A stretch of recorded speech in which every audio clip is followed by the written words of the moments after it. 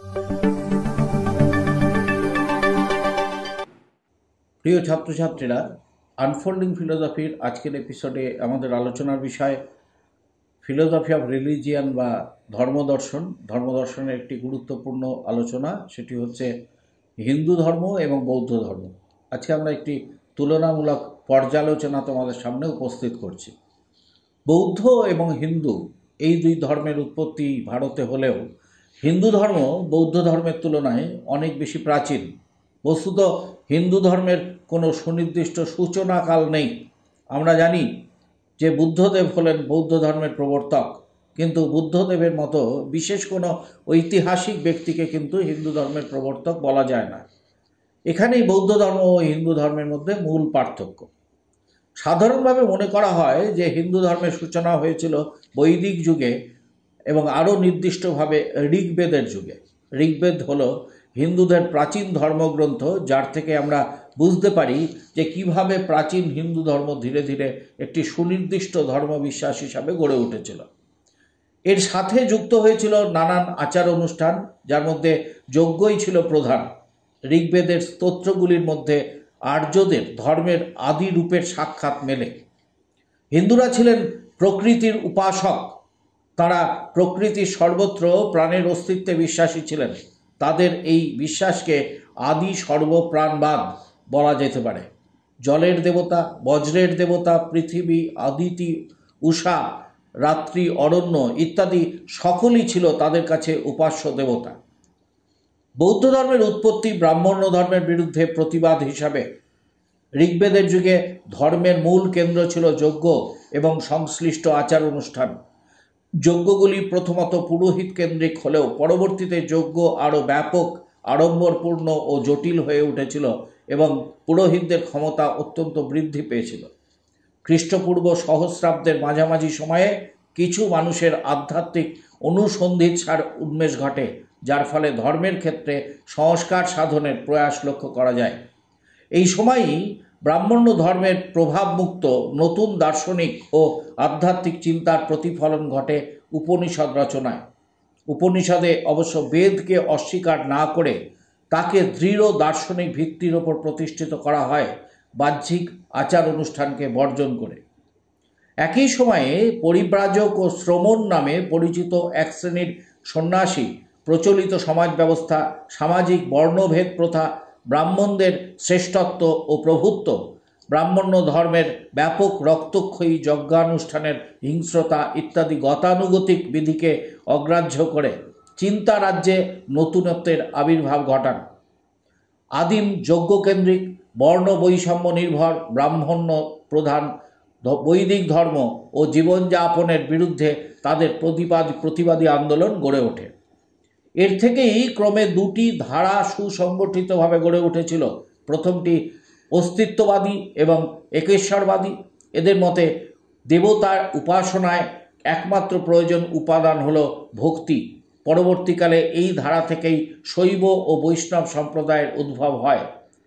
অন্যদিকে দ্বিতীয় ধারাটি ছিল নাস্তিকতামূলক।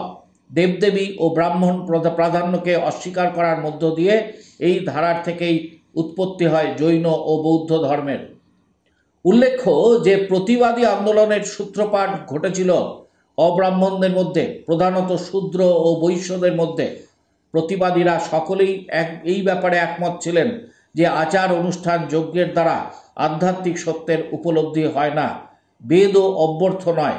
অনেকে মনে করেন বৌদ্ধ ধর্মের প্রেরণা এসেছিল উপনিষদের আধ্যাত্মিক তত্ত্ব থেকে। উভয়ের মধ্যে অনেকে মিল খুঁজে পান দেবদেবীর মূর্তি পূজায় উদাসীনতায়, জন্মান্তর ও কর্মফলে বিশ্বাসে, কিন্তু বৌদ্ধ ধর্ম উপনিষদের ভাবধারা গ্রহণ করেছিল এমন কথা নিশ্চিতভাবে বলার উপযুক্ত কোনো প্রমাণ কিন্তু নেই।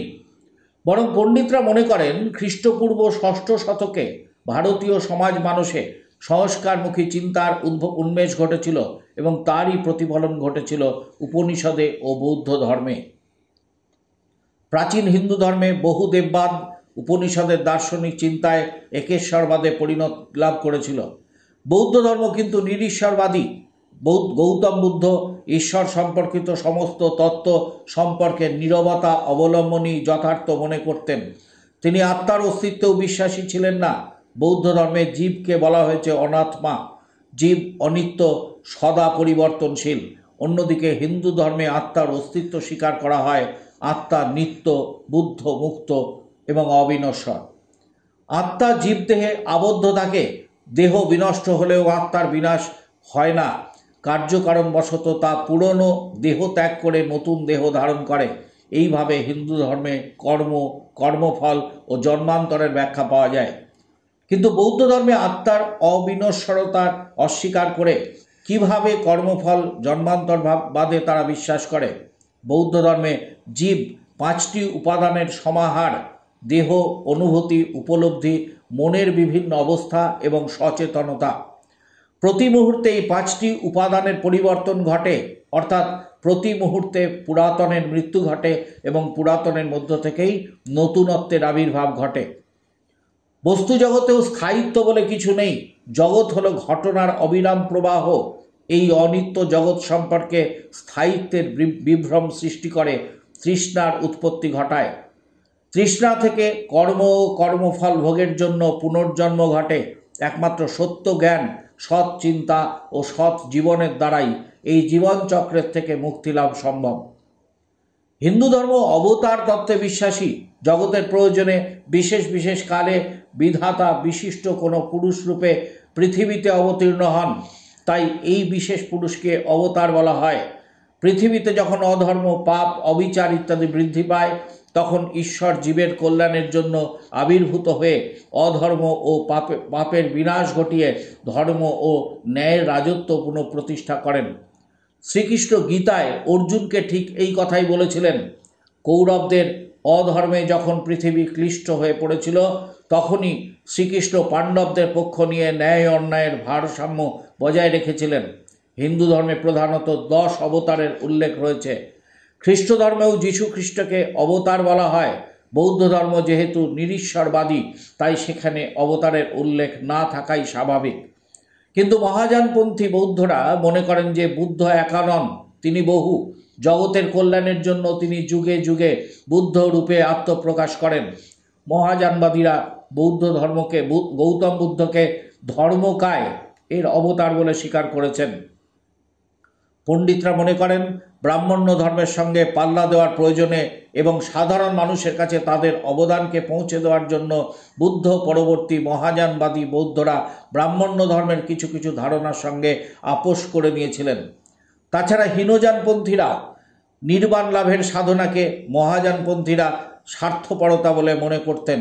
বুদ্ধের মতো মহাপ্রাণ সাধক জীবের দুঃখ দূর করার জন্য বারংবার জগতে আবির্ভূত হন, এটাই মহাযানপন্থীরা স্বাভাবিক বলে মনে করতেন।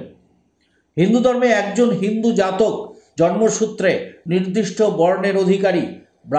ব্রাহ্মণের সন্তান ব্রাহ্মণই হয়, শূদ্রের সন্তান শূদ্রই হয়। কিন্তু হিন্দুদের সামাজিক অবস্থান ও মর্যাদা জন্মসূত্রেই নির্দিষ্ট হয়ে যায়। আবার একজন হিন্দু বৌদ্ধ খ্রিস্ট ধর্মের দীক্ষা গ্রহণ করে ধর্মান্তরিত হতে পারেন।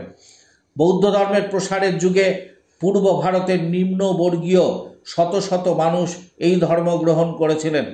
ঠিক তেমনি খ্রিস্টান মিশনারিদের প্রভাবে বিভিন্ন আদিবাসী সমাজের মানুষ খ্রিস্ট ধর্মে রূপান্তরিত হয়েছেন।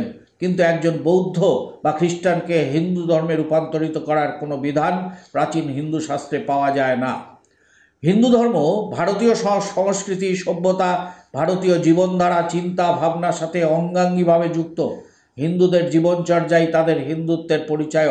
একজন হিন্দু বহু দেববাদী হতে পারেন, আবার একেশ্বরবাদীও হতে পারেন। মূর্তি পূজার উপাসক হতে পারেন, আবার নিরাকার ব্রহ্মের উপাসকও হতে পারেন। এমনকি তিনি নাস্তিক বা নিরীশ্বরবাদীও হতে পারেন।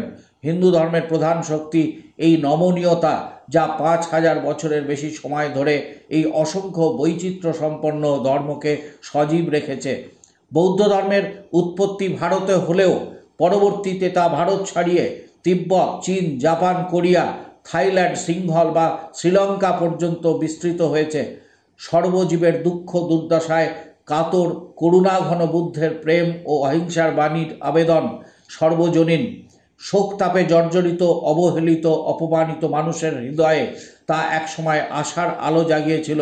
তাই দেশে সাধারণ মানুষ এই ধর্মকে সাগ্রহে গ্রহণ করেছিল। কিন্তু ধর্ম কঠোর নৈতিক অনুশাসনের ওপর প্রতিষ্ঠিত। বুদ্ধের অষ্টাঙ্গিক মার্গের উপদেশ দোষ গুণে পরিপূর্ণ সাধারণ মানুষের পক্ষে সফল রূপে পালন করা সম্ভব হয়নি। এর ফলে ভারতে এই ধর্মের প্রভাব কমে আসে। হিন্দু ধর্ম তার নমনীয়তার জন্য সাধারণ মানুষের কাছে কিন্তু অধিকতর গ্রহণযোগ্য থেকে যায়। আজকের এপিসোডে আমরা আলোচনা করলাম যে হিন্দু ধর্ম এবং বৌদ্ধ ধর্ম, এর মধ্যে একটি তুলনামূলক আলোচনা তোমাদের সামনে উপস্থিত করলাম।